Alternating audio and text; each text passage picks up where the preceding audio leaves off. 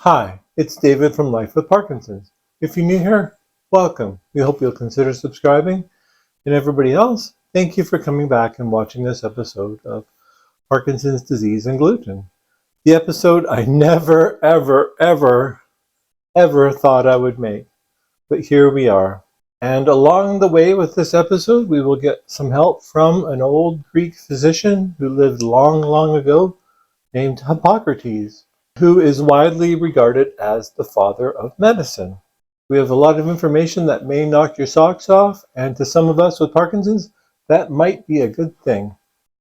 Oh, took me 45 minutes to get dressed after that shower. I am so ready for bed. So let's get right to it. Hippocrates said, excessive food causes disease. All disease begins in the gut. Okay, when I read this quote from Hippocrates, I was like, oh my goodness. It seems that modern medicine is just getting back to the idea of all disease begins in the gut.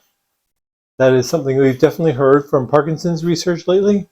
And this guy figured it out over 2,000 years ago. And now we're coming back full circle, back to the beginning of medicine, where all disease begins in the gut. I don't mean to rant here, but come on. How many times have we heard, like, oh, I don't know. Anyhow, to me, when I read this, it just kind of stung a little bit. And you're about to find out why it really smarts, why it really hurts and stings a little bit. How could they not know? If you've been following my videos the last couple months, you'll know that I've been mentioning that I've had excessive on time quite a bit. Like sometimes like 3 hours or more at a time. And we've been trying to figure out what the heck it is. And one of the things I've been alluding to is that there's no more rescue medication in Canada. And that bothers me a lot. And it still does. But that's not the reason I've been having the big offs. And I got to point out that May of this year, 2024, was really hard to get through. Just because it was anniversaries of things that were definitely close to my heart. But it all culminated with the fall in the bathroom, which I was very fortunate to get away with just minor injuries. I've been okay. I'm back walking. I'm starting to exercise. Everything is going to work out. But these off times were still happening, and they were just draining my batteries and really affecting my quality of life. From working together, Haley and I identified 3 things that have really bothered me lately. Number 1 was gluten. Number 2 is yeast. And number 3 is carbonated water, like any carbonated water. Even just carbonated water with the soda stream and I toss a lemon in there, it puts me off. We're only going to talk about gluten today or this video would go on forever. This will definitely not be the last video on this topic because there is so much information. We're just going to barely skim the surface. Okay, I can hear the wheels turning out there and you all want me to answer the question. Well, how did you figure out it was gluten? It was my wife, Haley, that figured it out. I'm a good creature of habit, so I pretty much have the same breakfast every morning. I've got my whole wheat toast, I've got my peanut butter, and I slice up a banana and throw it on top. And then I would be off like an hour later. I would say have my breakfast at 8 a.m. and I would go off at 9 a.m. until around like 11, 11:30, sometimes noon. I would have hot sweats, I'd be unable to walk, my legs wouldn't work, and I'd have a lot of anxiety.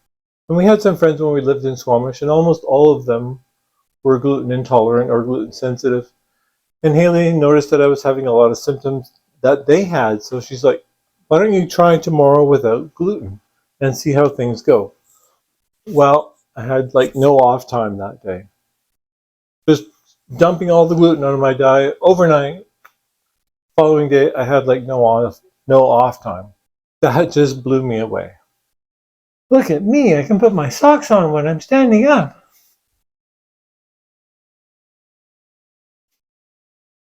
Yay! Okay, so fair warning here. This next statement may alarm a lot of people. But just remember, stay calm, stay calm. The sky is not falling yet.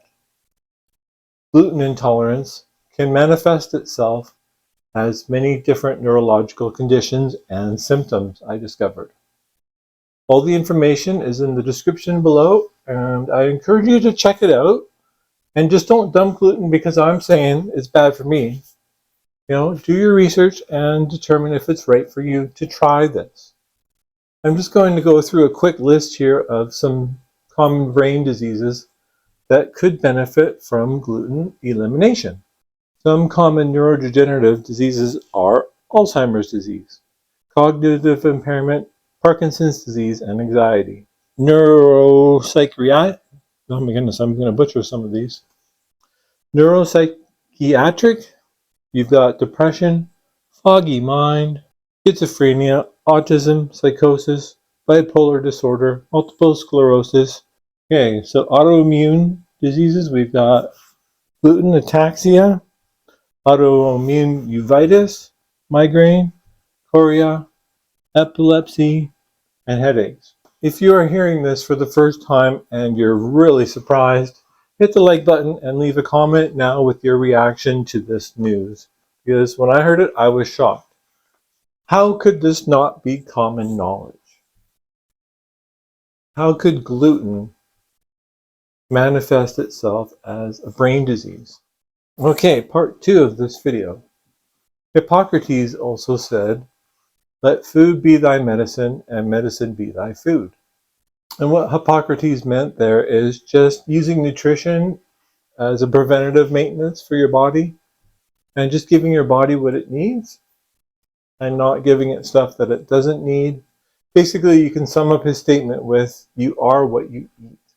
And gluten intolerance was something I used to joke about and laugh about, unfortunately. And I've got to say, I have some guilt now over that. But I just never thought that there would be a problem with wheat. I guess in the back of my mind, I always thought if there was a problem with it, people would tell us and fix the problem. But there's also something that can tag along with gluten that might be even worse. It's called wheat lectin. And it's in very high concentrations in whole wheat options. Wheat germ agglutinin, or WGA, also known as wheat lectin, is a defensive carbohydrate binding protein found in wheat. It can cross the blood-brain barrier and interfere with neurological function.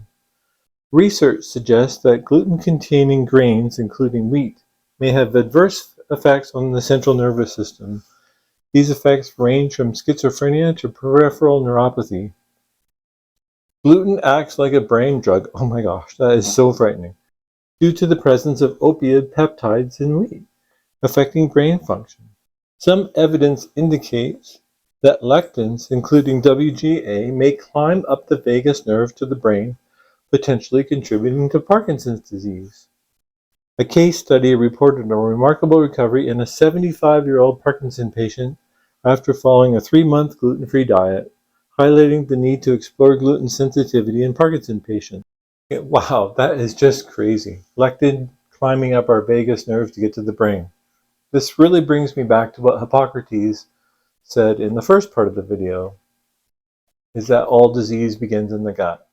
Hippocrates also said, knowledge is the best medicine, ignorance is the worst poison. Now, my work partner at my last job was gluten intolerant, and he was always telling me, Dave, you gotta get off the gluten, you gotta get off the bread, you gotta change your eating habits. And I was just like, no, I'm fine. But he was right. He was right, and he was the only person that was really consistently telling me that. And as soon as I found out this information that I was having problems with gluten, I sent him a message and thanked him very much for his persistence all those years. But I really feel that this needs to get some attention. I really feel that this needs to get looked at. And I'm going to keep updating you guys on how I'm doing and how I'm proceeding with it. And I hope some of you will update me as well. So I just know that I'm not the only one. Because I hope I'm not. I hope I'm passing on some good information that you guys look into. Thank you for continuing to take this journey together. Thank you for watching, liking, subscribing, and sharing this with your friends and family, which I definitely encourage that you do. Leave a comment or a question below. I will see you on the next one. Have a good day. Goodbye.